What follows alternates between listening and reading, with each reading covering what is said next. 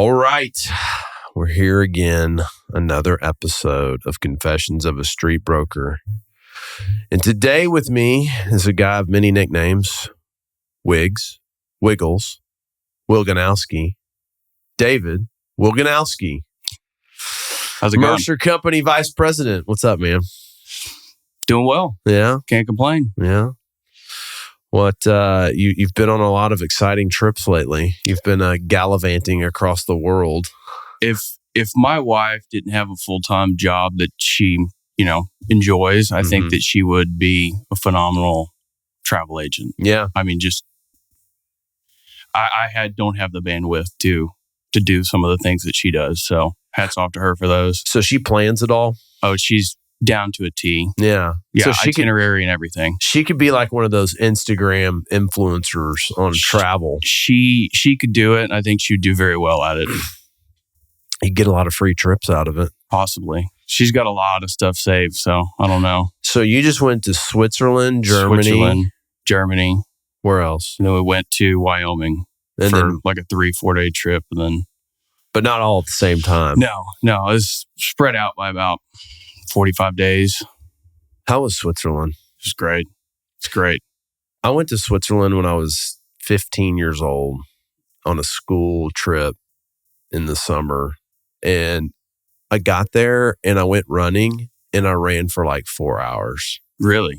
It was just so pretty. I was just like, I was in Lucerne. Okay. And I just ran all around the town just for like 4 hours. Yeah, we went to Grindelwald, which is like a mountain ski town. I was going to say, I don't know how you can run in there because it's hills everywhere. Yeah. So, but yeah, I'd get about 10 minutes, not 4 hours.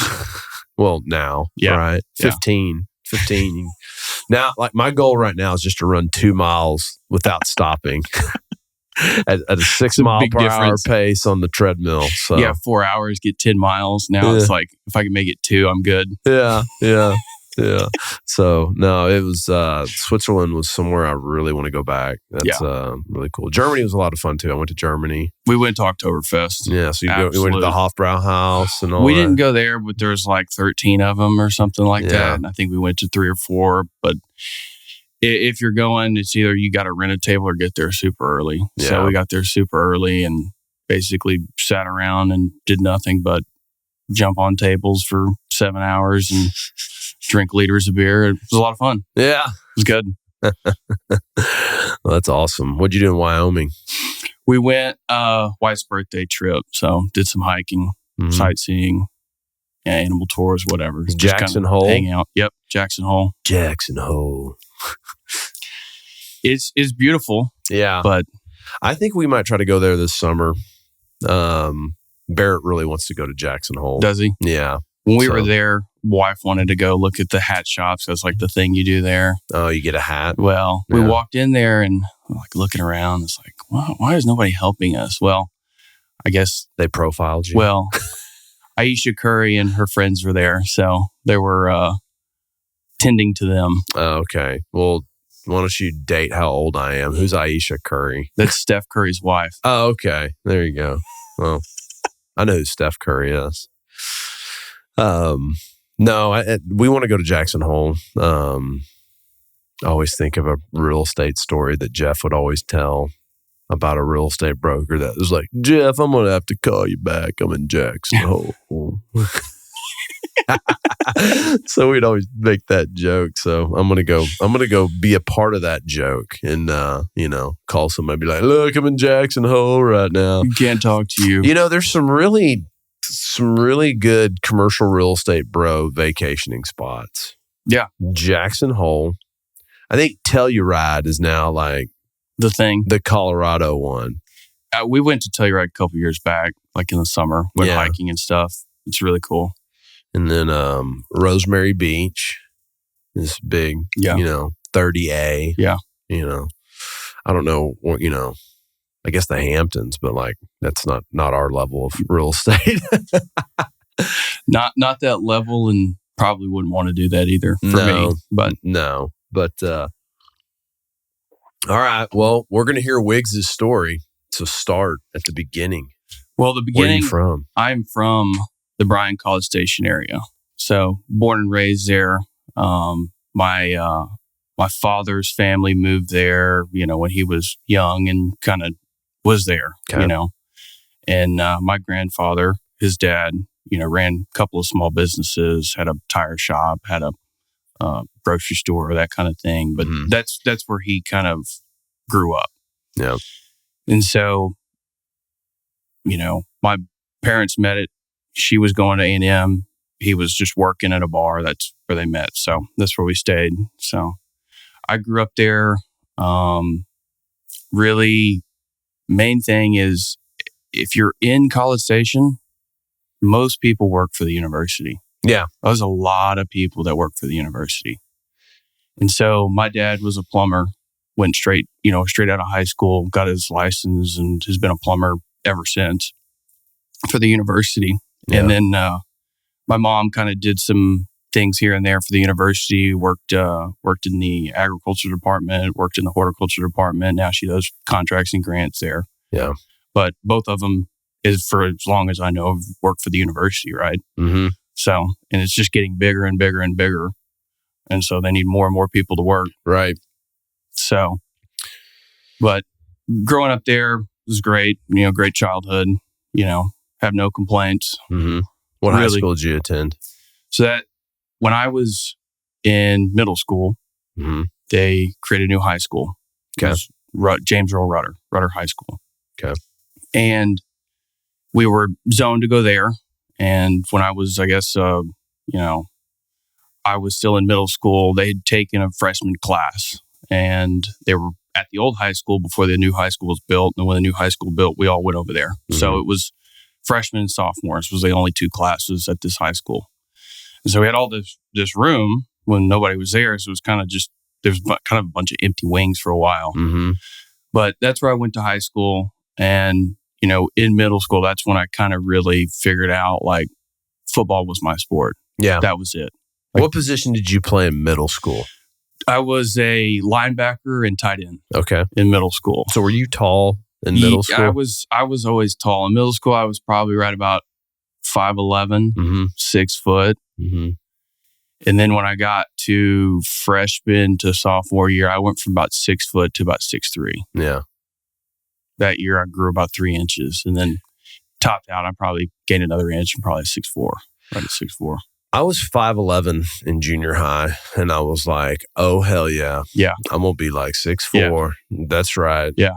Yeah. I'd always look at rosters, and I was like, okay, these positions, how big are these guys? Yeah. Jeff was 6'1", so I was like, oh, I'm 5'11" now. I got this. Yeah. That was it. we had a linebacker like that in middle school, and he was just grew faster than everybody else, stronger than everybody else, taller than everybody else for the most part. And that was about where he stayed. Yep. That happens. Yeah. You don't want to peak too soon. It's hard to control it though. Yeah. Yeah. You know what's nuts? I've actually heard of people being like, oh man, if my kid's growth plates are still open, I can put them on growth hormone. I'm like, okay, that's where this is getting a little crazy. D1. Yeah, no kidding. All these parents trying to push them that way. I mean, there's only so much you can do, and I can talk about it later, but like there's only so many kids that get to college. Oh, yeah. There's only so many. Yeah. So football was my thing. Going in there as a freshman, we were going to have a varsity and a JV. It was going to be sophomores and freshmen. Mm-hmm. And one of my coaches from middle school came up with us to coach on the freshman team there. His name was Coach Jones. And I remember one of the first days of practice, I think it was probably the first day of pads, I was like, I want to make that varsity team. It's like, it's going to be hard. You know, they're doing it to protect the younger guys. You're going to go against juniors and seniors out of a pretty tough 3A district. Mm-hmm. You're going to have to work for it. And so basically that's what I did. Mm-hmm. For the next 4 years of my life was completely surrounded and totally about football. Yeah. So did you get on the varsity as a freshman? I did. So we went through the first week of pads and we went to our first scrimmage. Mm-hmm. And instead of going to the JV scrimmage, the coaches asked me to go to the varsity scrimmage. Yeah. And at that time, I was still playing tight end and linebacker. Uh-huh. And freshmen had white helmets and varsity had green helmets, or green and blue and white. And so I was the only guy out there with a white helmet, so I looked absolutely ridiculous. But after that scrimmage, I guess, did well enough that they said, turn in your white helmet. We're going to give you a green one, move to the varsity locker room. And that's kind of where it went. Yeah. So my freshman year was supposed to play tight end and linebacker. Our starting guard goes out with a severe concussion. Mm-hmm. He is out basically for the season. It was terrible. Yeah. And they moved me from second string tight end to starting guard at about 6'1", 180 pounds. So that's where I played. And then, I moved from linebacker to defensive end. Mm-hmm. And so I played kind of both ways for 4 years at guard, defensive end. Yeah. And then senior year, they moved me back to tight end, but it's kind of a short-lived story. Yeah. Well, it's pretty unique to be on varsity as a freshman. Well, we did have 2 classes. You did have 2 classes. So that's a little more situation. But I'll tell you, it's very interesting that at Barrett's High School right now, we have 2 freshmen starting on varsity.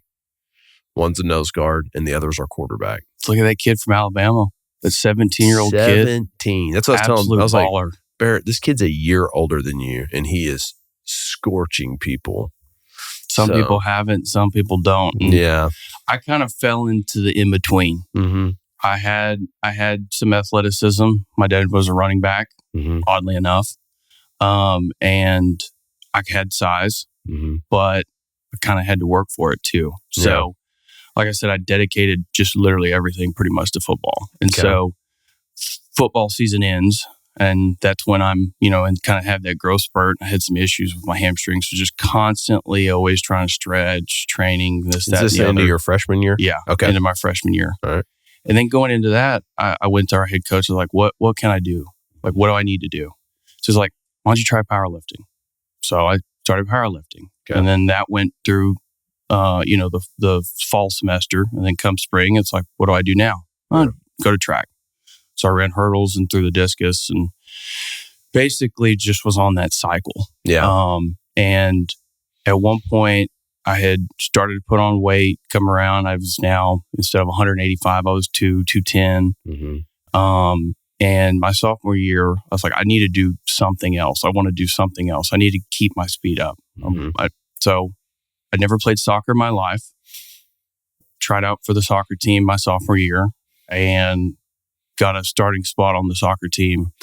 Never playing in my entire life as a defender. I did the same thing. My sophomore year, I was like, I'm going to go play soccer. I feel like this is like something that's a great thing to do outside of, I was doing it for speed and conditioning. That's what I did it for. Because it was something else. It's different. And just the sports after school, like you can only do so much on your own. But like if you're there with a bunch of people, they're pushing you. Yeah. Like I'm sure everybody kind of has this story as though there's an upperclassman or someone that they kind of looked up to. And for me, it was our center. Mm-hmm. And he was just always bigger than me, always stronger than me. I was faster than him, but he was just always, because he was older too. Yeah. And I just pushed to try to be as strong, as big as him. And it just, being around other people, iron sharpens iron, right? Right. And that I'm obviously kind of translated into what we do now. But that's what I did for those 3 years. And then going into my junior season, had a really good season. Coming out of, at the end of school in the spring, we were a new school. So we didn't have a lot of coaches who kind of knew where we were or the players that we had there. And quite frankly, our coaches were still figuring it out. And I had to put together my own highlight tape. So I had to go buy a software and put it together and go through every single game myself. And Huddle didn't exist back then. So kind of had to do that on my own. And so that spring, I went to, it was like 19 or 20 football camps in 31 or 32 days. It was an absolute gauntlet. But we didn't really have a lot of coaches coming to that school. And I was like, I got to do something. How do you get visibility? I got to do something. And football camps aren't really camps. They're combines. Yeah, and quite frankly, too, a lot of those coaches in those camps kind of have their mind made up, or they're specifically looking at a lot of kids. Well, a lot of the times, if you're not invited to the camp, you kind of get stuck in a group of kids that doesn't get a lot of attention, and then there's a whole other group that's getting all the attention. Mm-hmm. So, and I had, I guess, gained enough attention to be kind of in that other group. Yeah, and so it was helpful.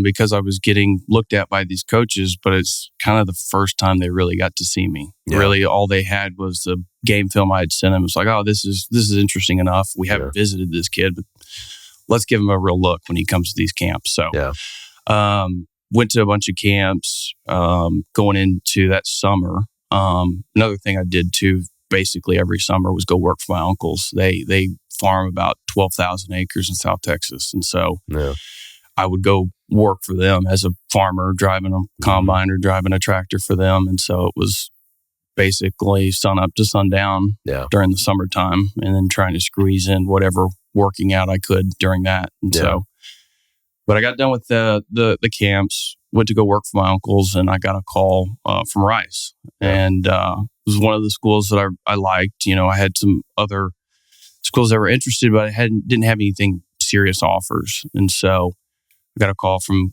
Coach Bailiff, and he offered me, and I said, give me a little time to think about this. It's real close to home. I was going to get a free education. I was going to get a good education. Yeah. And this was kind of one of the things that really set everything in motion about how I committed to Rice and was like, I'm here. Is at the time there was something only like 7 or 8 Division I schools in the state of Texas. Yeah. And out of those 7 or 8, they only get 21 scholarships. So do that math.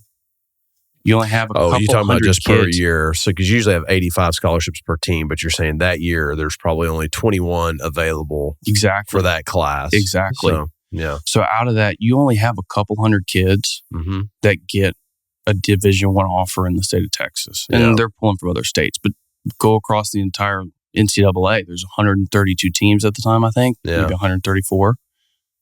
There's only a couple thousand kids across the country that get the opportunity to go do that. Yeah, how many kids are playing? And then from there, you got an NFL roster that's 53. And how many guys did they take? 10 to 15 a year? Yeah. So the jump from college to NFL was even more slim. So I was like, I'm going to go get a good education. I'm not going to have to pay for it. My parents, did the best they could, but we weren't in a position for me to, for them to help me pay that much for college. Yeah. After the fact, we gave the money to my sister, but it was probably enough for about a year. Yeah. It was about what I had. I was going to have to figure the rest out on my own. So. Okay. So this is in the summer, and Bailiff offers you. Yep. And so going into my senior year, it's kind of like, hey, just play, have a good time. This is your last year. And go to college. When did you accept his offer? It's about 3-4 days later. I was like, hey, let me talk to my parents. Let me think about this. Let me really mull it over. Let me pray on it. And about 2 or 3 days later, I called them back and accepted it. Yeah. So, and it was an absolute blessing. Yeah. So, second game, and this is kind of going into the. So on here we always ask what's something unique about you that no one knows, and we kind of discussed this before we started because you have something very unique about you that most people might not know. Most people don't know. I get everybody in the office knows about it. We love to joke about it. Yeah. I joke about it all the time too. Yeah. So, but second game of my senior season, it was about midway through the fourth quarter. I recovered a fumble, came off on the sideline, and I told my athletic trainer, I took my helmet off, and it's like, I'm about to puke. Yeah. I feel sick. And they're like, hey, you got to go on. I was like, I got to take a break. Give me a break. I can't go on for offense. Yeah. Give me just a second. And about 3 or 4 plays go by, and our quarterback throws a pick. And the last thing I remember is putting my helmet on, running on the field. Played about 7 plays. And during a punt, start walking off the field in the middle of the play. Ball snap, just stand up, walk offside, to the sideline. Maybe about halfway to the sideline, just fall flat on my face. And so what had happened is my heart went into what they called atrial fibrillation. And trainers came out there. Obviously, thank God we had some very good athletic trainers, Jamie Woodall and Mike Lozano. Yeah. But they immediately started administering chest compressions and slapping the AED on me. Mm-hmm. And what had happened and they don't know, but basically the Damar Hamlin situation, just like that, but without the hit. Yeah. It's the exact same situation, but there wasn't a hit involved. So his there's a reason for his. Yeah. Mine was completely unknown. Yeah. And so there's a big question mark with that. Like, how did that happen? Why did that happen? So they got my heart started back on the field, put me in an ambulance. How long did it take them to get your heart started again? They told me it was three shocks with the AD on the third time it came back. Okay. But I don't know how long. From falling flat on your face to getting your shoulder pads ripped off, right? Because they had to cut everything off. Right. Yep. That had to have been several minutes. I'm sure it was probably 15 to 20 minutes. I don't know. I really don't know. I hadn't asked that question, really even think about it. Yeah. I mean, I'm sure it was 15, 20 minutes. I've got some really good friends. One of my best buddies today, he was hurt for the game, so he was up in the press box, and they said they just watched it from the press box. Oof. And so, anyways, needless to say, they DQ'd the game, or they didn't finish the game. Yeah. And so took me to the hospital. From the hospital, they airlifted me to Texas Children's, which is in Houston. Yeah. And so about 2 days in the hospital, got me hooked up on all kinds of stuff, just making sure this doesn't happen again, just running a bunch of tests. I get a visit from Coach Bailiff in the hospital. He said I had to get a waiver from the NCAA to come visit you because it's a non-contact period. Yeah. But he came into the room and said, don't worry about anything. We're going to honor your scholarship. We're going to keep you on. We're going to figure out a position for you. We'll find something out. Yeah. But you are going to stay here with us. We made a commitment to you and you made a commitment to us. Yeah. And we're going to honor that commitment. And at that point, was it already discussed and disclosed to you that you're never playing again? It was, I guess, thrown out there. It wasn't like this is definitive. Yeah. But it was definitely thrown out there like, hey, you may never play again. Yeah. And so that was obviously, it helped a lot. Yeah. To know that, they were going to stay committed to me. And so we went through probably about 30 to 40 more days in the hospital after that, just running tests. Were you in the hospital? Did you get released and have to go back? No, were in the hospital. I was in the hospital for 30, 40 days. Oh, wow. Just sitting there. Just constant test after test. Each day was something new. And so, like I said, when I started as a freshman, I was 185. At this point, I was 285. Yeah. I gained almost 100 pounds, or 280. I gained almost 100 pounds through high school, through all of the just overeating and all the extra athletics. Yeah. So I'm bulking. I would eat breakfast, eat a snack, eat lunch, eat a snack, eat dinner, eat a snack.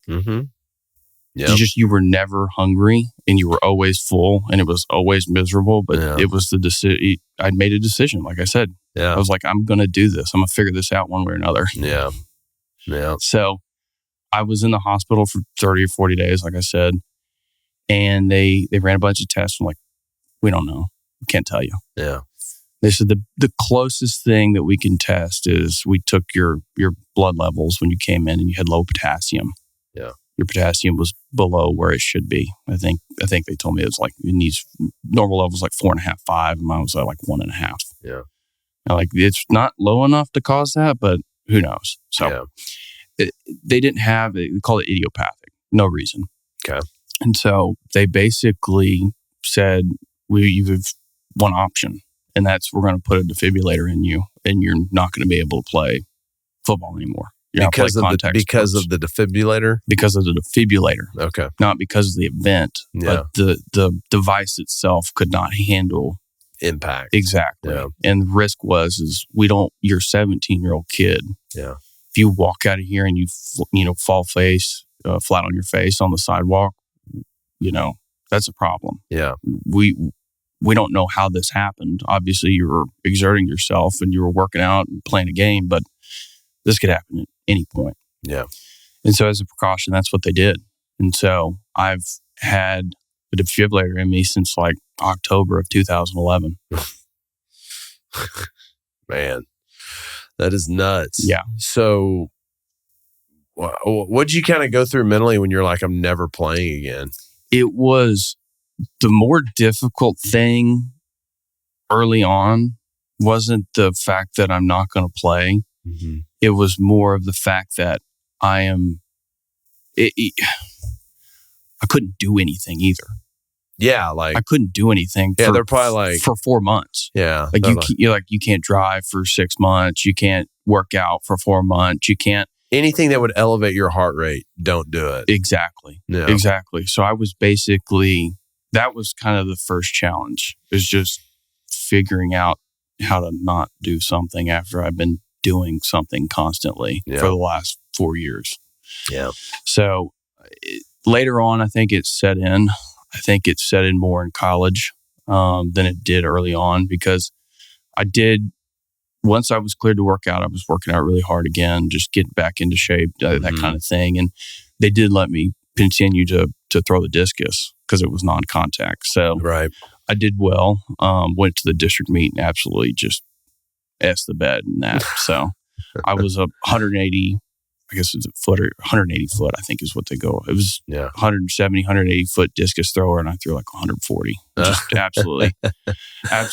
I could have made it to state, but it just couldn't put it together that day. Yeah. But then May comes around, I enroll as a early enroll at Rice and go to basically just workout camp from there. That's basically what that summer was getting you ingrained in the university and getting you on a workout program. And I couldn't really do that. So just kind of had to sit there and watch everybody. Yeah. And that was when it really sank in because it wasn't football time yet. It was just a lot of working out, getting to know the coaches, the system, the trainers, and we had some really good strength coaches, but they were intense, and some great strength coaches. Yeah. But when you walk in there day one and you don't have your clothes that you're supposed to have because you're not on the active roster and you're standing there and they look at you, I got a little chewing that first day, even though I had no responsibilities to do or I didn't have anything to do. I was just standing there. Yeah. So eventually they kind of merged me in and I got to where I was starting to work out with the team towards the end of the summer. Yeah. And then we changed athletic trainers and he was like, absolutely not. You can't work out with the team. Yeah. So they kind of had to find a different role for me. And like I said, obviously hats off to the coaching staff because that's very unusual. And they found a really good place for me. And, first year I didn't really get to do very much. I'm just a freshman, just like everybody else. But eventually I kind of found the lane that I fit in there. And that was basically being a graduate assistant. And so I started out with the defensive line and then moved to the linebackers. But by the time junior and senior season came around, I was kind of the lead guy in the press box during games for our defensive front. And what I mean by that is my job was to watch our defensive front to see if we ran the right play, if we were in the right gaps, made the right steps, made the right reads. And then my second job was to figure out what play they ran. Yeah. They run a stretch right. What formation were they in? They run power. What routes were run? That was kind of done by someone else. But my job from there on a pass play was like, did they full slide? Did they half slide? What was the protection like?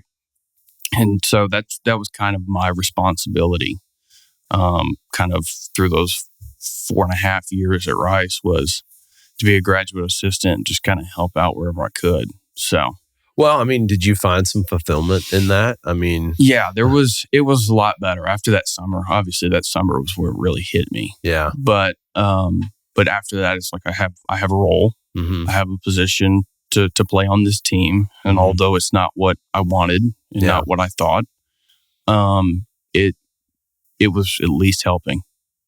Right. You're still part of it. Exactly. So that's, teams are, I think football is the ultimate team sport, right? It's, and teams are, it takes an army to pull it all off. Yeah. You know what I mean? It's not just the 11 guys on the field. Those are the guys that get a lot of the glory, but there's a lot of people behind that. And, I didn't ever buy into that as much, but I kind of have in the last, I call it 12 months. My parents came over one day and they gave me this plaque that I had. And it said, it's Texas Tech Scout Team Player of the Week, Iowa State. I was like, you know what? That's about all I accomplished right there in college football. But you know what? I did it really well one week, Yeah. But that was needed, right? Yeah. Like that role was needed. Those people are needed. They get, the managers are needed. The equipment guys are needed. Like it takes all these things to make it all happen for that kind of production, I mean, and so that's great that they found a spot for you that was related to football and, yeah, I mean, you can't use your body, but you're using a lot of your brain the whole time. So. It was, and then, like I said, it was kind of, from junior and senior year, it was my responsibility to try to get all the younger guys up to speed, right? Because I had a little bit more time than the coaches. They were always in these other meetings, but hey, if we needed some extra work or wanted to watch some extra film, like let's go take a look at it. Come with me, guys. Well, and that's kind of the role of the graduate assistant, right? We always had a graduate assistant with each one of our positions. And I mean, they could kind of be like, hey, you're having an issue here. And like the coach isn't necessarily telling you this, but like, here's where you're screwing up, man. And like, you need to fix this. And you could get that direction more from a graduate coach because they're kind of like your buddy. They were, because they're only a couple years older too. Yeah, they're only a few years older, and our graduate assistant, he was kind of like the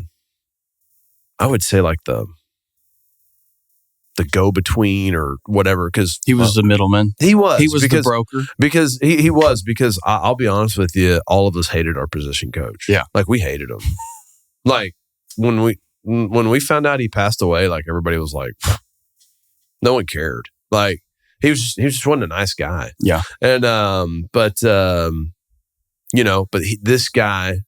Mike, I remember, Mike was our graduate assistant. And he was the go-between to be like, hey man, like, here's what you need to do. Here's what you need to do. I know he just talked to you like that, but let me tell you what I know, you know? So they play a very important role, and I'm glad they're there. So you probably helped a lot of guys out that, that needed it. So, and it was not as fulfilling as playing. Sure.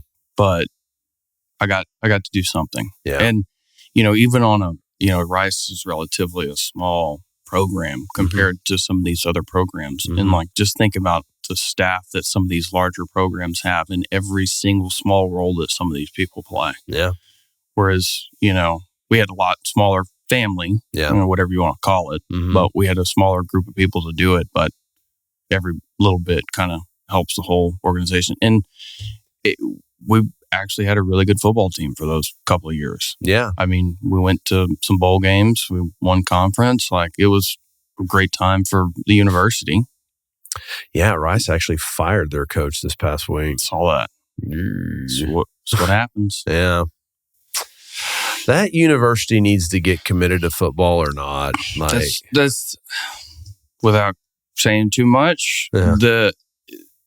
The focus is not athletics. The focus is academics. And if they treated athletics and academics equally, I think that they could see a big change in the athletic program in a short period of time. Yeah. I went to this luncheon on Friday, and there's this guy named, I don't know if you know him, a guy named Cody Campbell that spoke at this. And Cody he's a couple years younger than me, but he's extremely successful in the oil business. But he heads up a lot of the stuff for Texas Tech.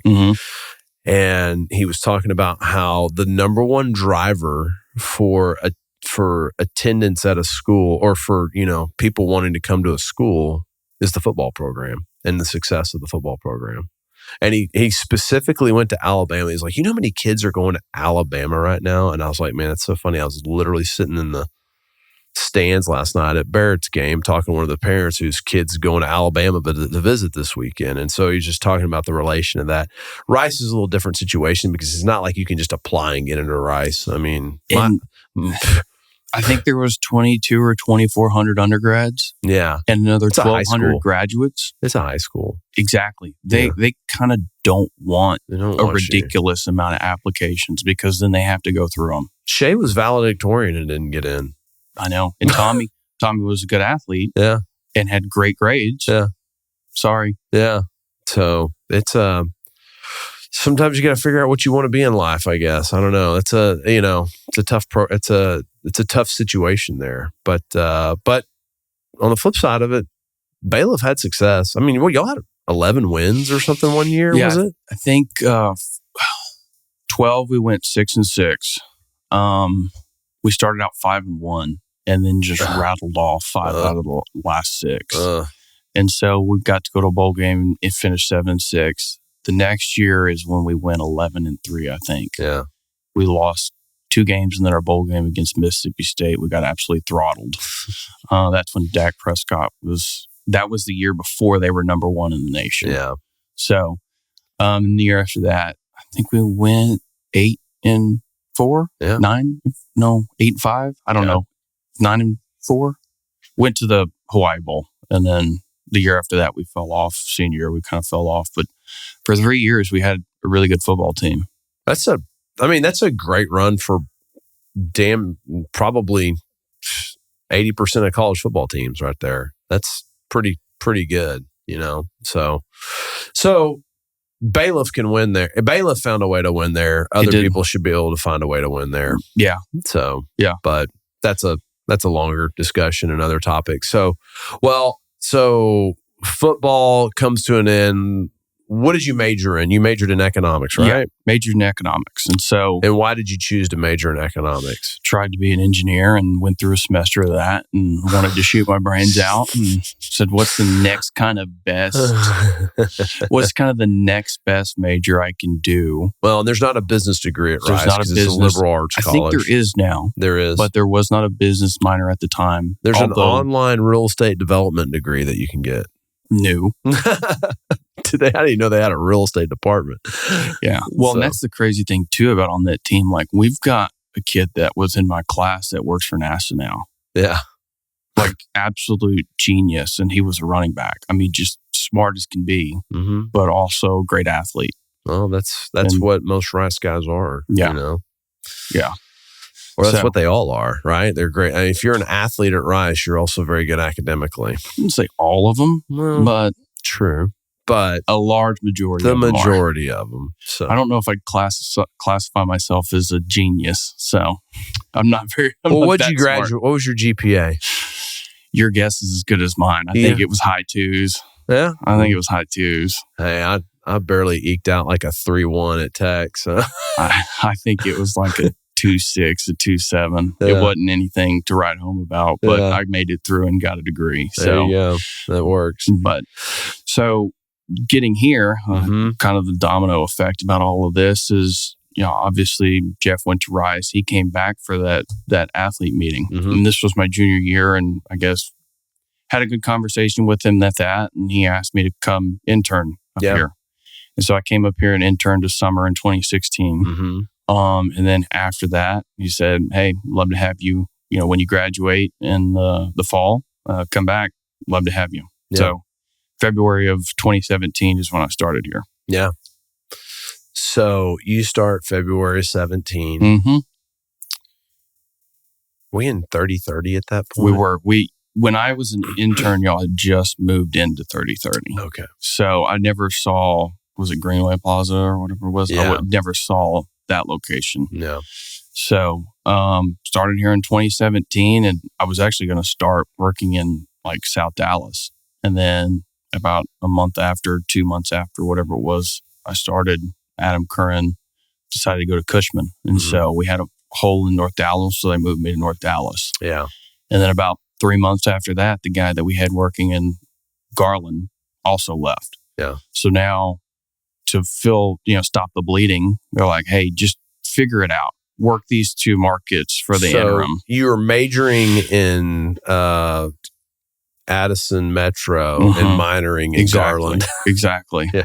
Which was kind of like a double major because we had a bunch of listings out in Garland. So we had that was when Sir List-A-Lot left. Sir List-A-Lot came around and got a bunch of listings, and then we had George Howe for about 5 months, and then he left. So he hadn't really lost any listings from Sir List-A-Lot, but he didn't really transact anything either. Yeah, and so I was able to actually get in there and start transacting some of that stuff and kind of get it off the books. Where most of my time was spent over in Addison Metro, but was doing a lot of tours and passing out flyers when I could over there too. So it's a lot of split duty out there. Pretty tough, kind of working 2 locations at once like that. Yeah. So especially the way we do it. Yeah. No, you and your geography. I mean, that's why I gave up South Dallas. My geography just got so spread. When you spread your geography out, you can't, It's about the same distance. Yeah. It's exactly. More traffic, honestly, Going to South Dallas, not a lot of people going south, but people going from, west to east like that. And 635, Kind of had to time it out. Yeah. So, okay. So you start in 17. When did you give up your minor in Garland? That Tucker came in towards the end of 19, or no, excuse me, 17. I think it was sometime in the fall. Maybe it was September. Maybe it was October. Yeah. But it was about 6 to 8 months out there. Yeah. But also because I had gotten on those listings, we didn't really pull myself off of them because I had already developed a rapport with the owner. Exactly. And, I transacted one listing and then sold that guy another building and then sold that building. And then he bought a building off market and then I sold that building for him. So like one of those listings that we got, we kind of were able to save it. Yeah. And did 3-4 more transactions with him. So it worked out. Yeah. Well, then what was kind of the so you end up more in the metro area. There's a lot of heavy hitters up there. Oh yeah. You got Rich Young, Mark. Well, Rich Young really wasn't around. No, he was a couple years before me. I want to say he was 2015. I think he's been in the business 10 years. Yeah, he probably I think he is. But you got him up there, and his dad had had built a huge book of listing business, and so and not to take away from Rich because that guy's a dog. Yeah, but exactly. You got Mark Miller up there, Chad Albert, a lot of Lee and Associates guys running around up there. Because that market is very institutional and very not at the same time, right? Yeah. There's a lot of, back then it was Cabot and back then it was DCT and back then it was a lot of those smaller groups, but they were institutional and now they've all kind of been gobbled up by the Links and the Prologises of the world. But yeah, it was a lot of smaller institutional who owned some not typical institutional stuff too. Yeah. So so you had, your basic, your listing guys, your guys from Holt and stuff like that, but some real heavy hitters, like you said, that have been working that market for a long time. Like I know, for example, Mark Miller's got one client that I think they've got about 1 million square feet in a block radius. It's like, good luck. There's just 1 million square feet of your market gone. Yeah. Because good luck winning that 30-year relationship. Yeah, it's probably pretty tough to pry a client away from Mark Miller unless he just forgot about them. You know what I mean? Or he fired himself. So otherwise, it's probably pretty tough to get them out of there. Yeah. So, but to your point, that market has a lot of owner user stuff, which is very in line with, the boutique brokerage that, Mercer Company and kind of is, and kind of the calling card of, they always say, Jeff would always say, like, we like making local decisions with, local decision makers, and, but at the same time, there's a lot of local decision makers in institutional buildings. So you can kind of pick up some decent, tenant reps and things like that. People growing like real businesses that want to office in that, or, warehouse in that area. Yeah. But no, it's always been a very strong market. It's, I guess I remember, I call it the day we lost $5 million or maybe more, was when we tried to buy when Kevin and them were selling a little portfolio of theirs, and we had it all agreed to. Yeah. And we flinched on some earnest money, and poof, there it goes. And I think we were buying buildings in Metro for like $35 a foot, and a building in South Dallas for $8. Going back to them, Mark Miller and Chad and them now own it. Yeah, they've owned it ever since. They bought it, and great buy for them, and done well on it. But there's a lot of good opportunity up there in that market. What do you see? What do you see the biggest transition since you started in 2017 to now of what's happened in that market?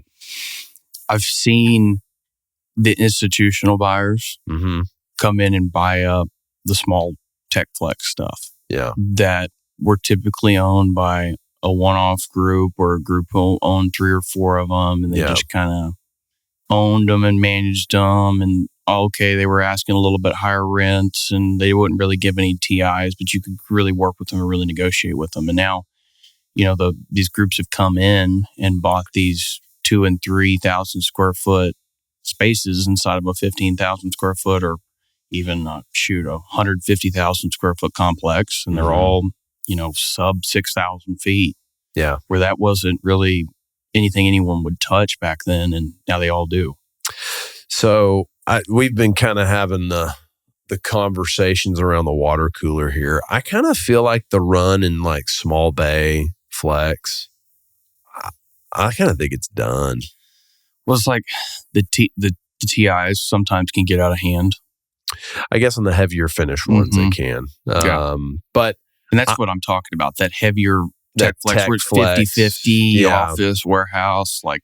But to your point, all that stuff was owned by individuals or somebody that owned 2 or 3 of them. Yeah. And like, I feel like all those stones have been uncovered.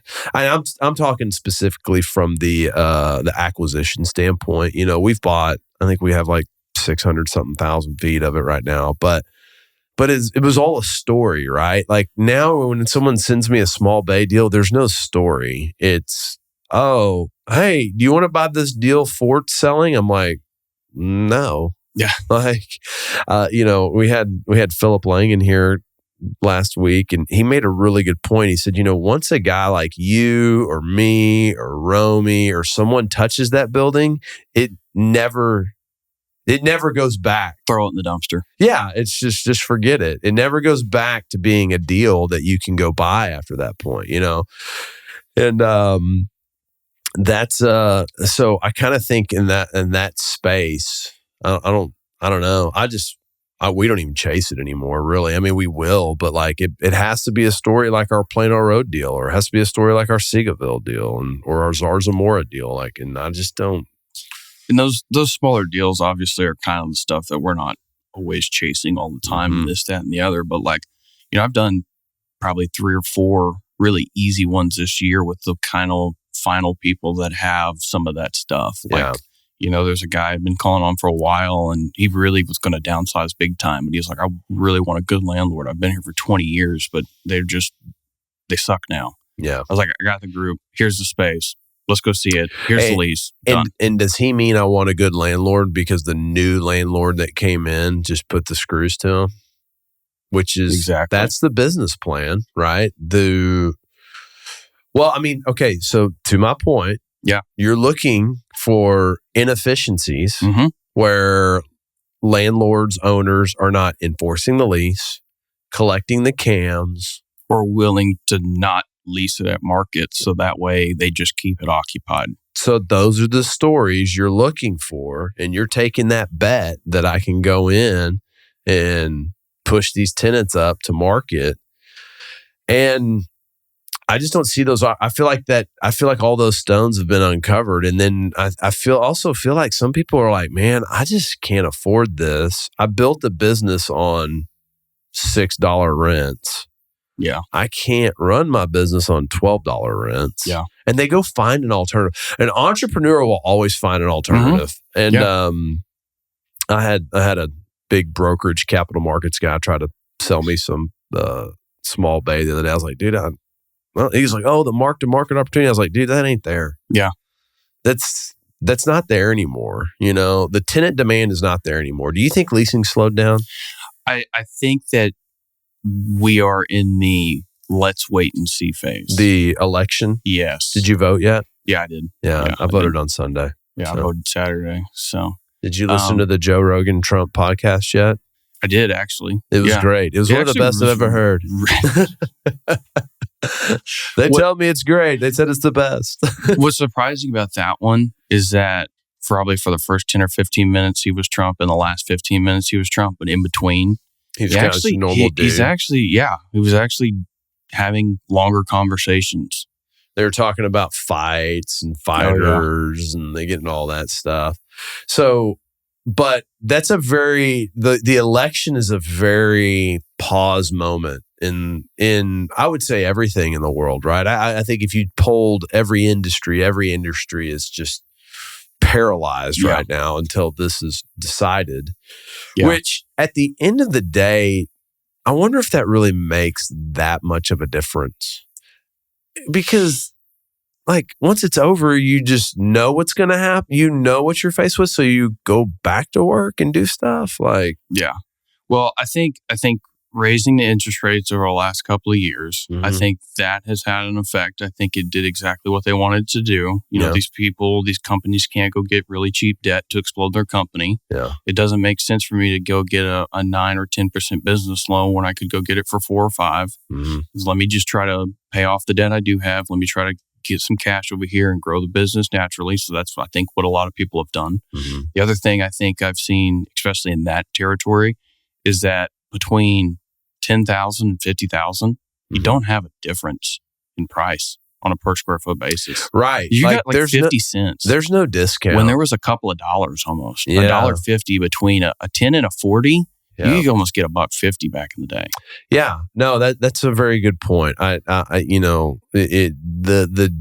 is no delineation, and you could 5x your space and pay the same price on a per square foot basis. Yeah, almost the same. Right. It's I don't know. I just remember. I remember when Obama was getting elected. I remember this because it was on Halifax Street. I called on this guy and he said, "I don't even know if I'm going to stay in business if Obama gets elected." And I was like, "You're an idiot." Is he still in business? Who knows? He probably didn't have a business to begin with. I mean, he was on Halifax Street.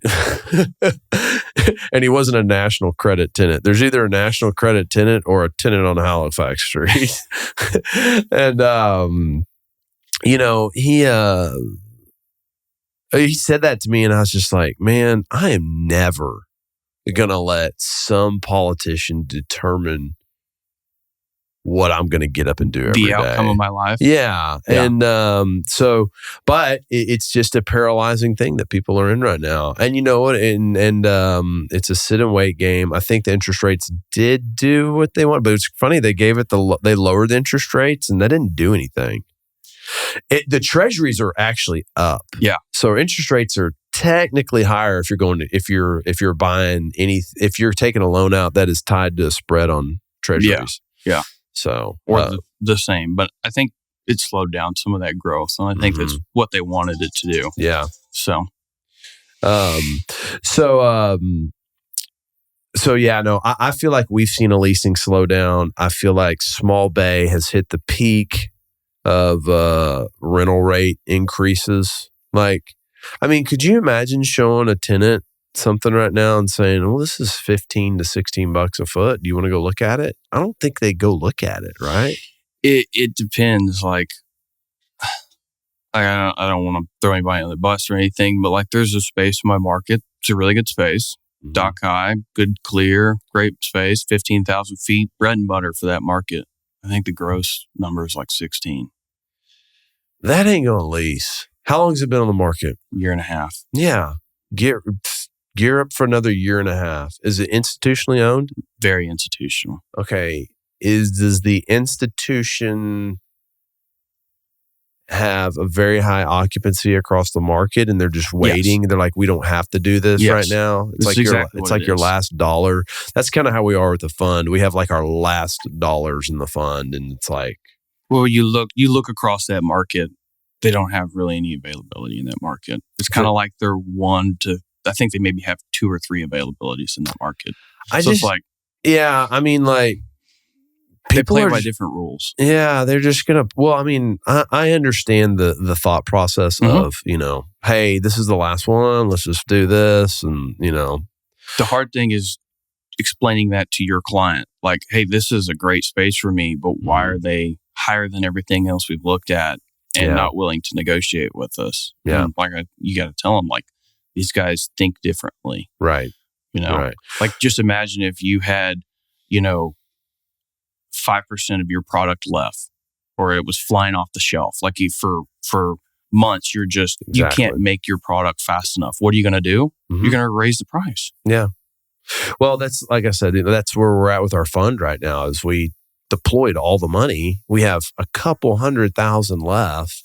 Like, we're waiting for the best deal to show up. Yeah. Because waiting for quality. We're waiting for the best tenant. The developer has the best spread and the best. We're looking for, they tell us it's the best, right? The best. No, we're waiting for those things, because at the end, it's like, well, we don't have to do it, I get that. But at the same time, I want to get it out too, So, I don't know. That's how institutions think, and, more power to them. They have the ability to do it. And they do. They have the decision power. They are the decision makers. And so, not knocking anybody, that's just their model. Yeah. No, it is. Suck to have that leasing assignment. Yeah. Yeah. Can't ever really make it. Yeah. So you're going to make it eventually. Yeah, I guess so. Eventually. What, have you seen a lot of businesses kind of start to go under? I've seen a few. I feel like I've seen more of that recently. Yeah. I've seen a couple. Nothing crazy. Mm-hmm. That's the thing. People ask, like, when is this going to change? I was like, when there's blood in the streets. I don't think we're going to get there, though. I know. And that's what I'm saying is, like, when's it going to change? Everyone's going to have to go to business. Then it'll change. Mm-hmm. But I don't think we've had an event that warrants that. Not like the great financial crisis where there was a structural fail in the economy. There's a lot of businesses still doing really good business. Mm-hmm. That's what it is. Yeah. And there's new businesses coming up every day. So for the ones that kind of fall off, there's always one or the others to kind of replace it that are doing well. Yeah. And so there's still quite a few of them that are doing really well. And there's always new businesses coming in. So it's going to take, I think we're going to have to see another 10% of vacancy for. The big box has got to get leased up. And that's different though, right? That is different. Like if you, I don't even feel like we're relevant in those worlds. We were looking at the other day, if you cut out over 500,000 feet, mm-hmm. I think it's like 7% vacancy or something like that in DFW, which isn't ridiculous. No. Mm-mm. But if you include it, it's like north of 11, right? Yeah. So yeah, those are deals that I don't really consider the true on the ground market. Those are tenants that are going to come from another place potentially, or something have like some that. national exclusive with somebody else. And, yeah. That's how that business works. Right. So what, I guess unique properties. I want to talk about one because you thought I was crazy when I bought it with the old Denton deal. I did. Yeah, you called me up and you're like, why are you buying this? Why are you paying that for this? I'm like, well, what's what are the alternatives? Well, Yeah. there are none. That's why I'm buying it. Yeah. Yeah. So I've been kind of on this rant around here lately. Is sites like that? Like someone's already came to me to buy the site. Mm-hmm. And I was like, what am I going to do? Buy it back from them in 5 years? Because there's only so many of these kind of low coverage sites. And I feel like there's a, I feel like we're going to run out of room on iOS type stuff, low coverage sites. Was just like, probably 5 to 8 years ago, these smaller institutional started, like, the Romies, the Cantex of the world, Stone Lake really got involved. They started buying up all these, smaller buildings that we really work with all the time. And it's like, we've figured out how to do this. Let's just keep making it happen. And eventually they start owning more and more and more. And like you said, once they touch it, what are you going to do with it? Yeah. And so it's like, once it's been bought, who's going to take it? Yeah. And so it's kind of I was telling Will, I was like, man, I think we got 3 to 5 years to go buy these things. And then after that, if you quit talking about it on a podcast, maybe there would be a little bit more availability. Whatever. It's all work. If people want to go find them, they'll go find them. It's all work. But,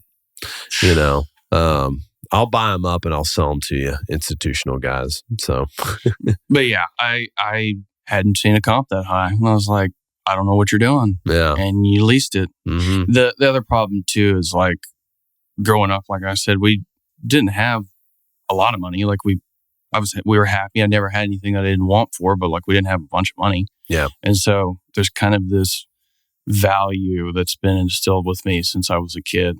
I'm very much the price per pound guy. Yeah, you are. You always have the value buy on your mind. Yeah. So, well, let's get into the, we make a lot of cold calls. You've probably been in some awkward ones.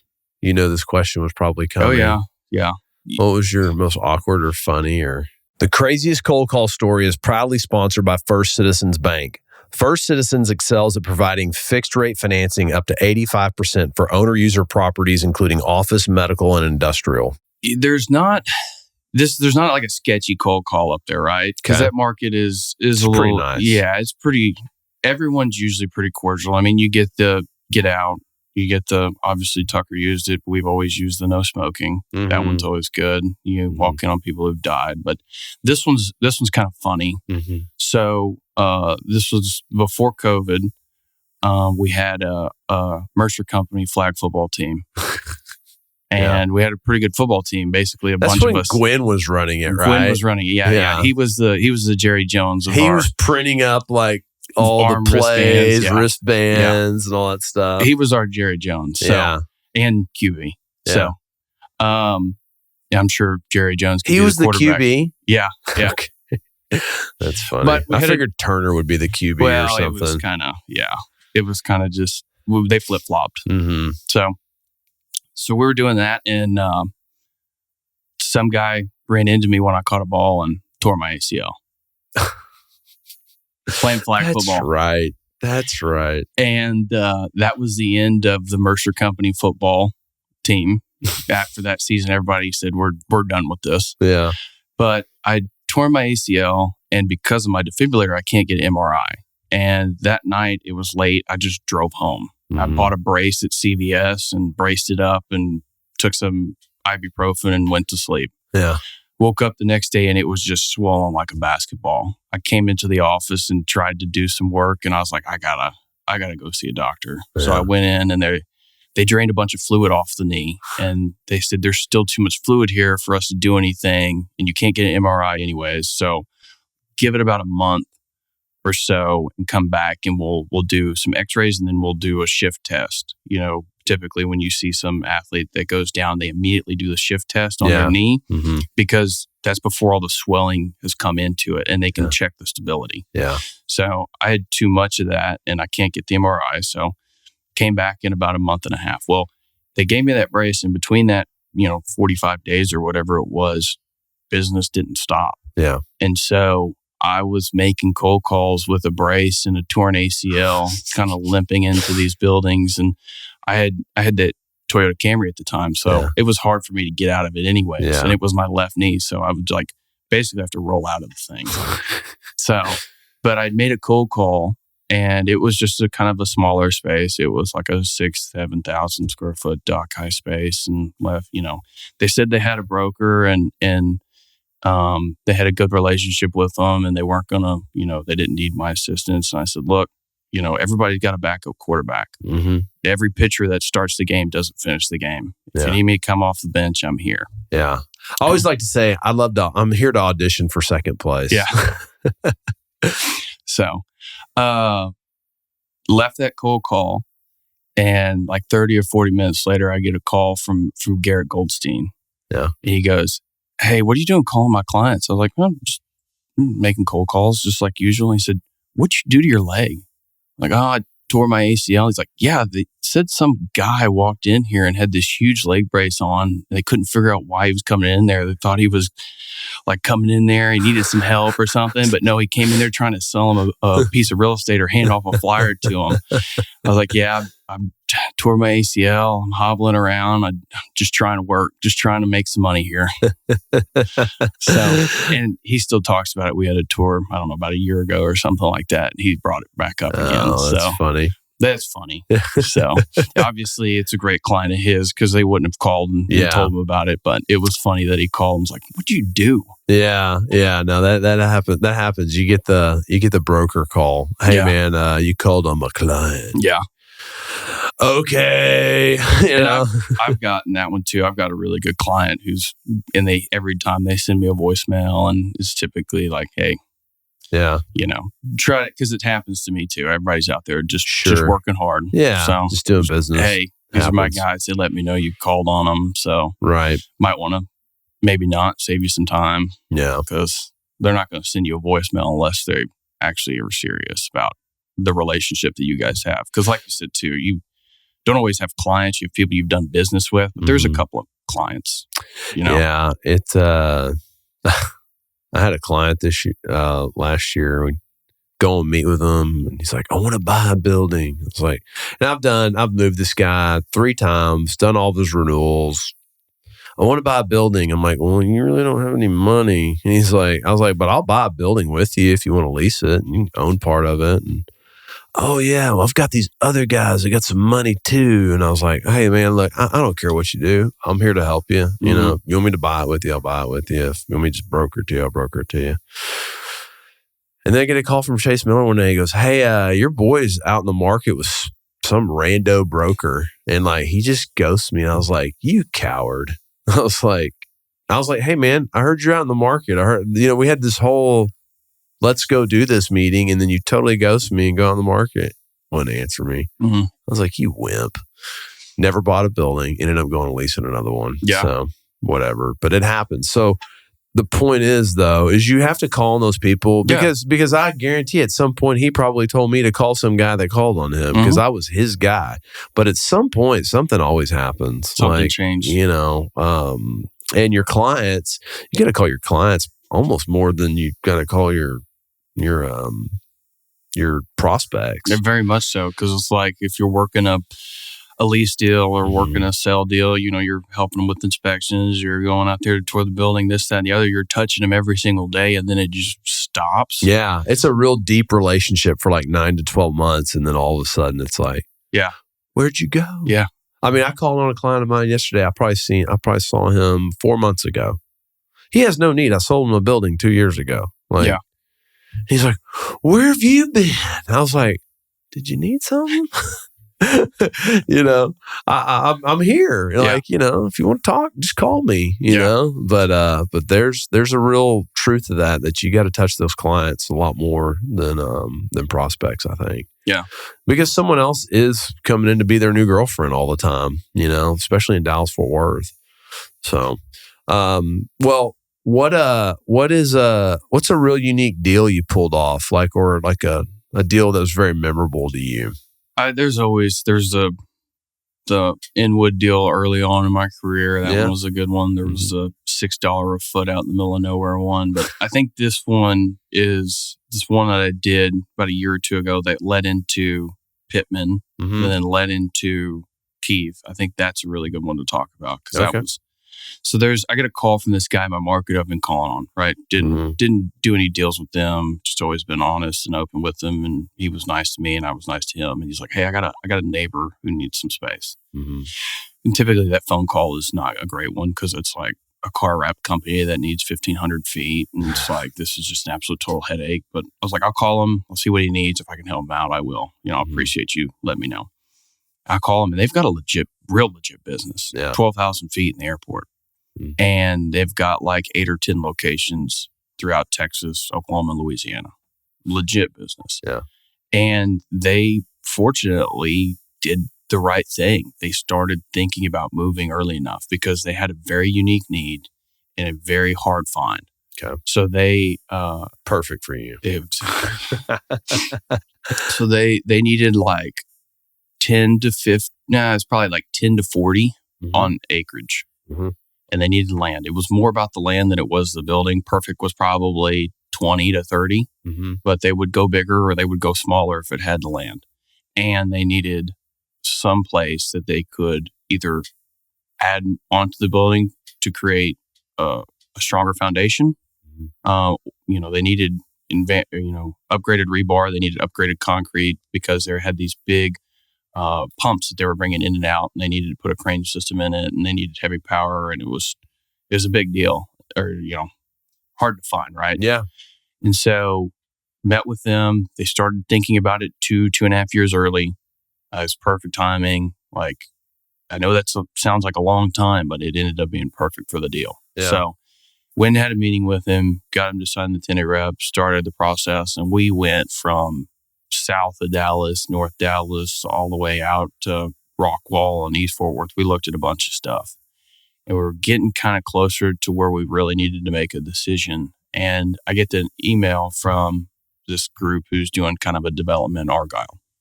I had another client that I thought it would be good for. It was a smaller space. And so I called and got some different details. And the guy just happens to go like, hey, I've got this larger space that we're about to start breaking ground on. I was like, wait, you haven't broke ground on it yet? He's like, no, we haven't. We've got the permits and the plans. Like, how big is it? It was 20 on 3 acres. I was like, do not start building yet. Let me call my guys.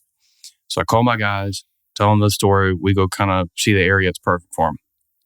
And these guys are about to go get a loan to start building the building. And they're like, you got to tell us now. We got to figure this out. And I was like, let's come up with a solution here. Let's work something else out here. Let's help us, help you, Yeah.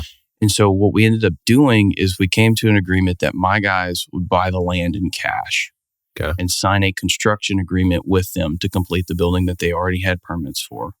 We were going to make upgrades to the foundation, upgrades to the power, and add a little bit more office off of their plans and add a dock door.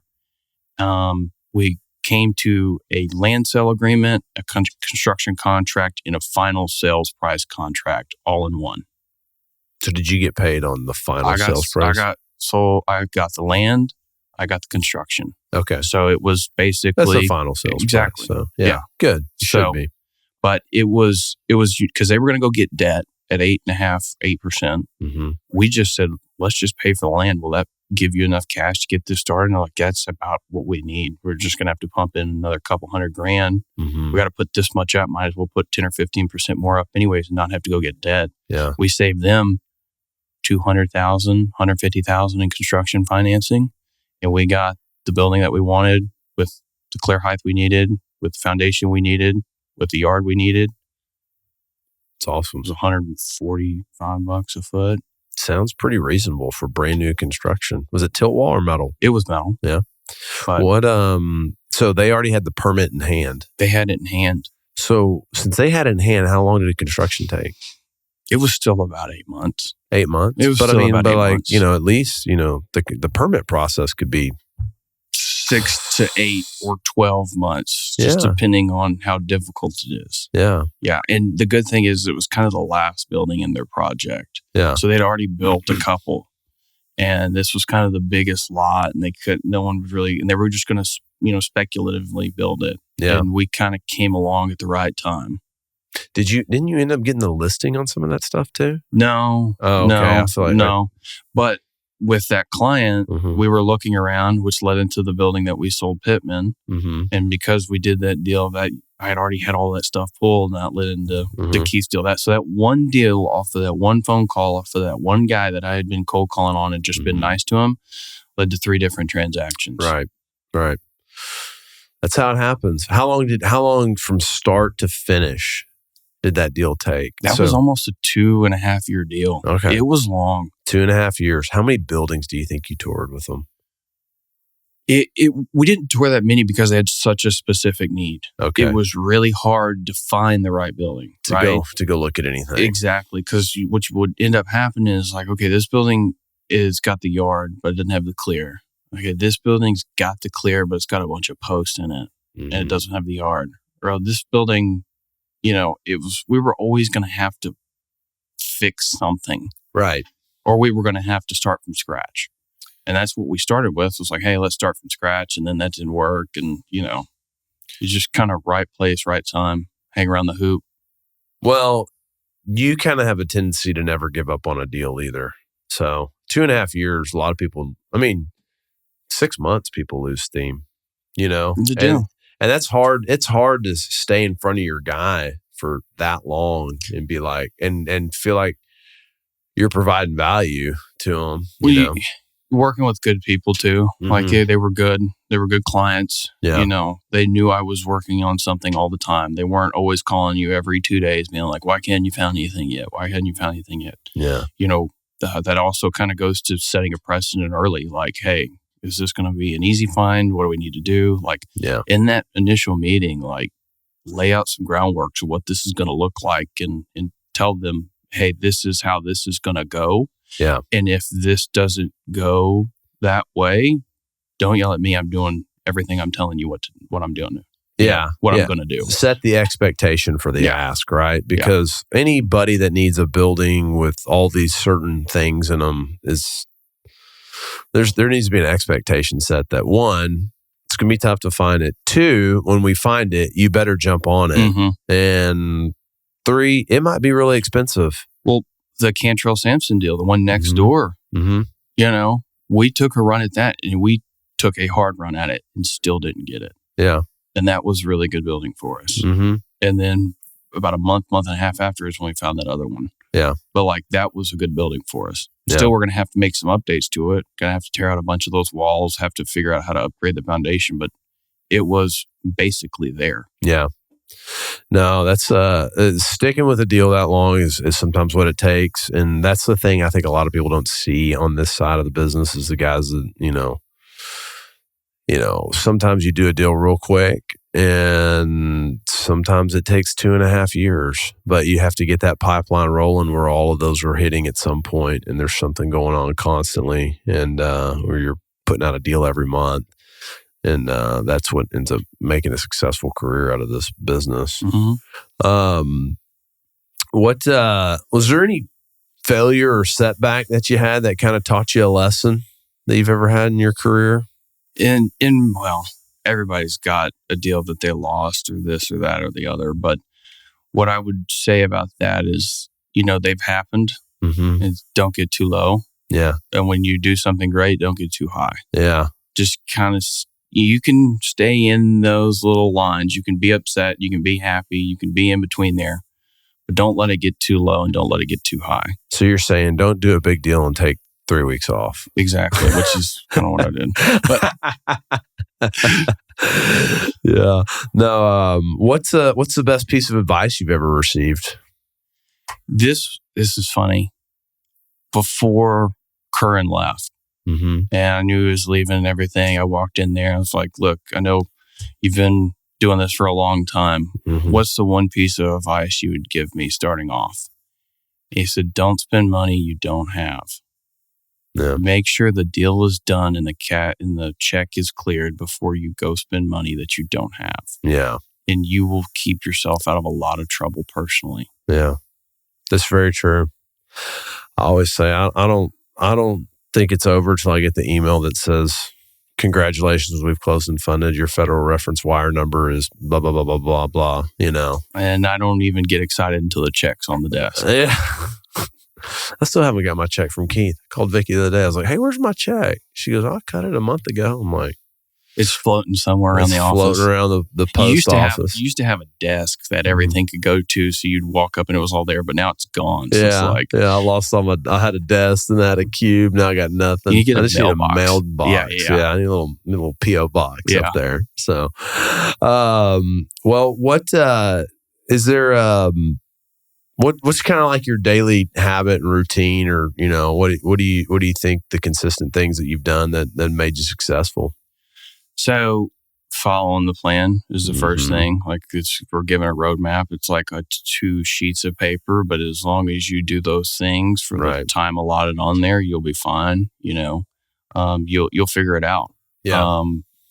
One thing that I think I've kind of adopted or kind of figured out kind of going through this is like, watch what you're eating during the day. Because if you eat too much for lunch, you will be useless in the afternoon. It's very true. That's one thing. Little tip. We have gone to this new thing now where people are like, oh, let's go to lunch. I'm like, hey, why don't you just come to my office? We'll eat lunch at my office. It's a lot more effective, and I can just order something that I can, you kind of control what you're eating a little more, but I agree with that. Like, I mean, you eat those, you go eat barbecue, you're going to be done for the rest of the day.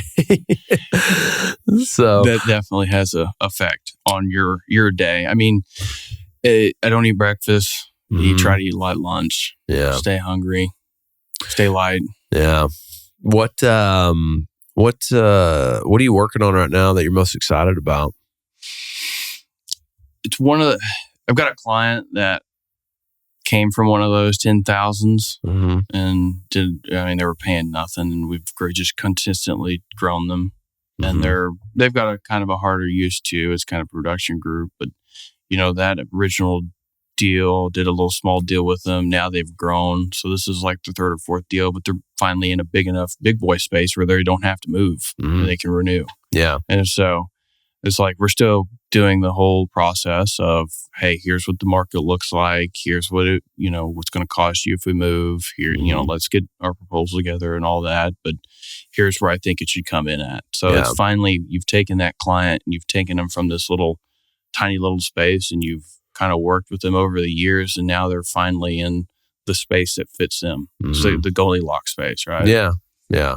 And so you're working a renewal with them right now. Yeah. Exactly. That's great. How many square feet is that? It's like 35. Yeah. It's just a good one. It's a good double, good triple. Man, I did a 13,000 foot renewal, and I was like, this is a good fee.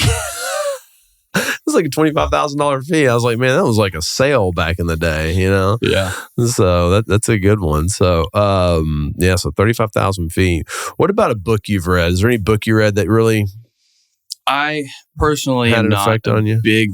I'm just not a big reader. Yeah. I'm always doing something, whether it's we're doing something outdoors or working on something or hiking or hunting or I've always been a doer because I've always just done that, right? Like, you don't go from sun up to sundown working on your uncle's ranch and then go work out. Most people don't do that. Yeah. And I've just always got to be moving or doing something. Yeah. So sit down and watch sports. Love watching football, especially college football, but don't do a lot of reading. I mean, the cold call technique book is a great one. That book's awesome. It's a great one. It's so funny because the generic cover just has a guy in a suit with a phone next to it. And it's like the 7th edition. How did you get 7 editions out of the same material? Yeah. What changed? What?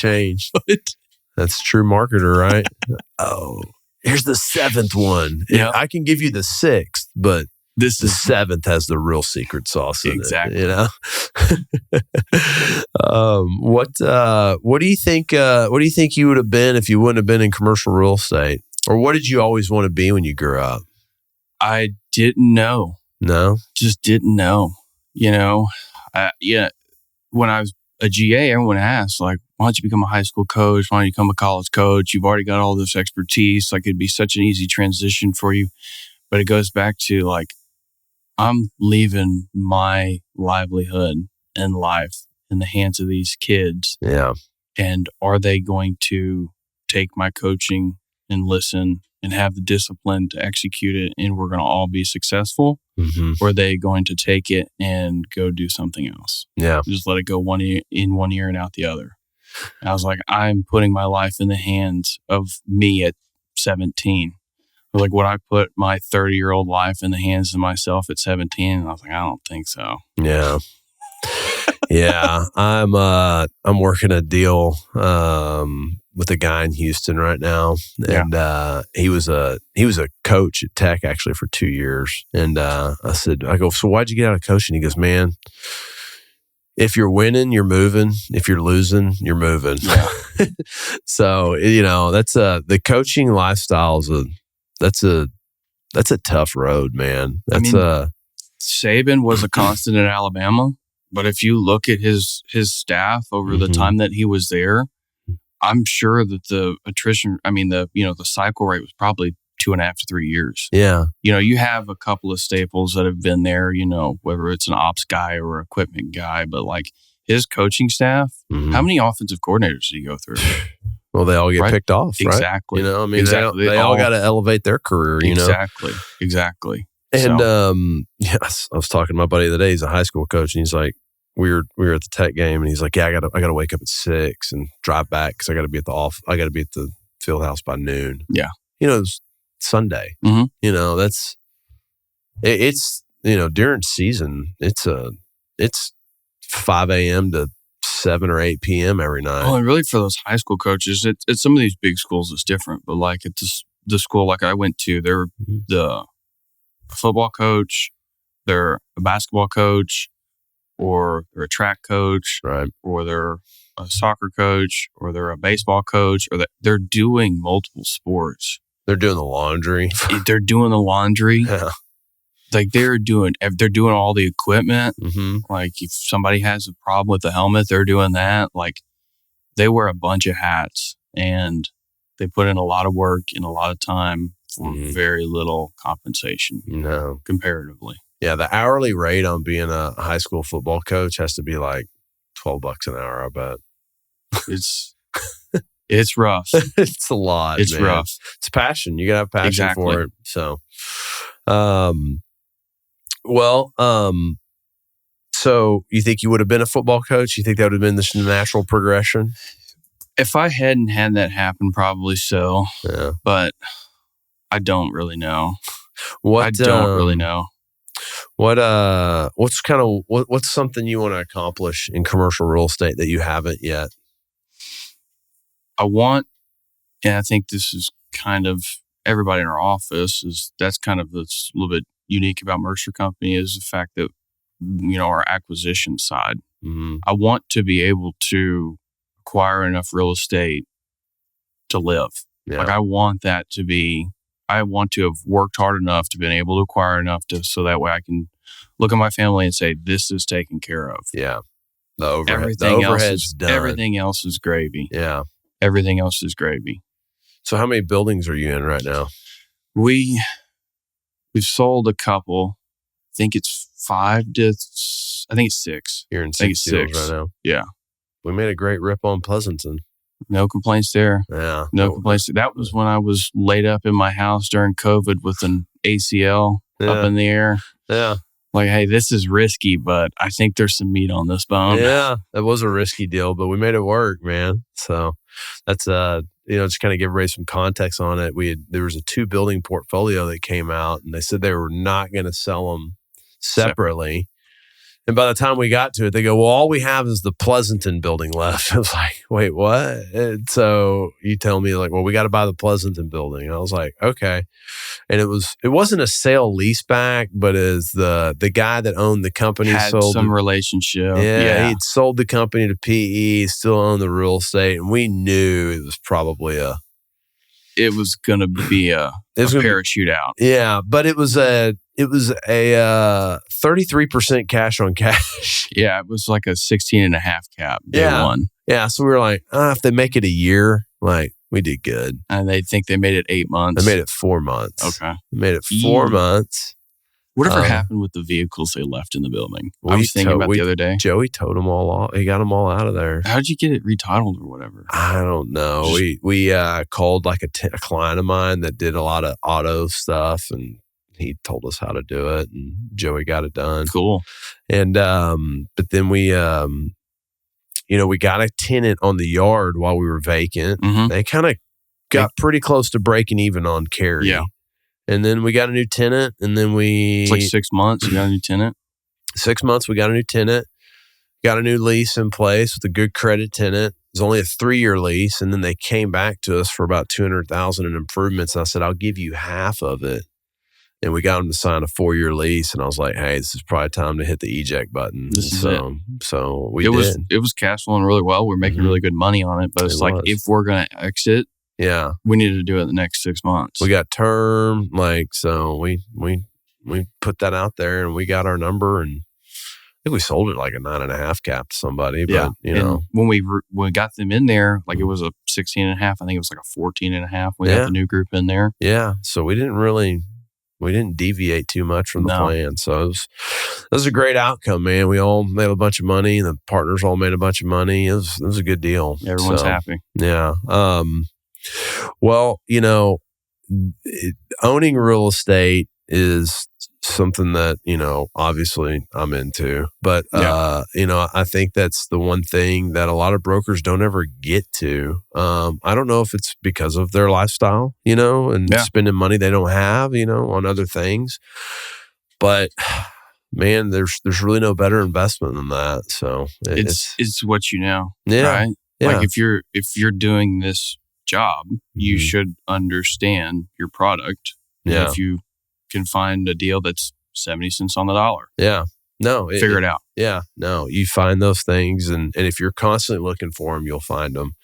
You'll find what you seek out, right? And that's why we just got focused on buying buildings. It's like, it's where I was like, okay, I want to own more buildings. Well, I'm just going to really focus on buying buildings, and so I've come up here and seen the stuff that you guys go through. Like it's honestly a chore just to go through what you guys see at this point. It's a lot. You've seen a lot. Yeah, it takes a lot of time. I mean, we see, I don't know, 20 to 30 deals a week. Yeah. How many of those are in Dallas right now? I'd say the majority of them are. A lot of them just don't ever work.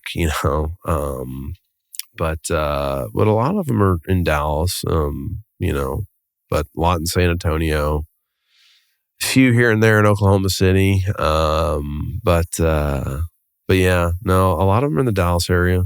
A lot of them in like the Buda area down there too. The Bronzevilles. We're closing on a building tomorrow or on Thursday in Shirts. So, but that whole corridor, that's how we've marketed ourselves. Is I-35, San Antonio to Oklahoma City. Bring us a deal in one of those cities. We still see a lot from Houston. We kind of did some BD on Houston, and what we learned about Houston was that just like, I think you need a guy down there full time. Houston's unique. It's very unique. There's no zoning. You can put whatever you want anywhere. That product that client was looking for, I can go throw a rock and hit 10 of them. Yeah, you would have had it in 2 seconds in Houston. And that product doesn't exist up here. Whereas like that, dock high distribution product is less down there. Yeah. But it's like, how much do they really need? Because most of it just hits support and it's up to 45. Yeah. No, Houston is a manufacturing town. It really is at the end of the day. And, the other thing in Houston too is, most cities have congruency of the north side of town's usually pretty nice. The south side of town's usually pretty hood. But Houston is like, you could go to the north side and cross one side of the freeway and you are in the hood. And then you go into a nice part. And same thing on the south side of town in Houston. There's some really nice parts. And then there's, you get your hobby and it's pretty dicey down there, So it's not congruent to other cities in that nature either. Well, it's like my father-in-law flew helicopters for HPD for like 35 years, right? So he's seen it all. Yeah. Like to hear some of the stories that he has that when he was on the beat, when he was actually in a car versus like when he was in the plane or the helicopter and all that stuff, like they've seen some wild stuff. Yeah, no, that's what Tammany's cousin's husband is a homicide detective in Houston. And I was like, I always talk to them. I don't really try to get too deep with it, but I'm like, man, how do you like compartmentalize it every night? Because I'm sure you have seen some. I mean, you get a metropolitan area with that many people, you get some wild shit going down. I think it was 4 million people or 4.5 million when I was there. I can't imagine what it is now. It's nuts. Like it is. I could see in Houston, and I can start seeing in Dallas now, where you need 2 offices for a company to be in a city that large, especially with the traffic volumes that are in somewhere like that. But what we found with Houston was we went down there, we talked to a bunch of brokerages, they sent us CoStar, and I was like, I could have done that. So we haven't put in enough time. I think it's just like anything. You want to put enough time in down in a market, we've done that in San Antonio. Now we're I'd say one of the better buyers down there, probably one of the most active groups down there. But we've been down in San Antonio once a week, once a month, sometimes twice a month. I mean, it just takes a lot of touches like that to develop relationships with brokers and stuff like that. You're making cold calls on the brokers, basically. Yeah, essentially. Yeah. So, you buy 1 or 2 deals and they go, oh, these guys are serious. Yeah. These guys aren't just saying they want to buy an imaginary building with an imaginary cap rate. Yeah. Yeah, they're actually we get a lot of that and, too. Yeah, we get a ton of that. I want a 10 cap. Yeah. So do I. You won't see those, sir. Sorry, we'll put those in our pocket. No, it's definitely you got to go put those time in those market. And Houston's a big enough market. It's 830 million square feet. That's a market big enough to put enough people, put a person down there, a full-time acquisitions guy. I can see that. Yeah.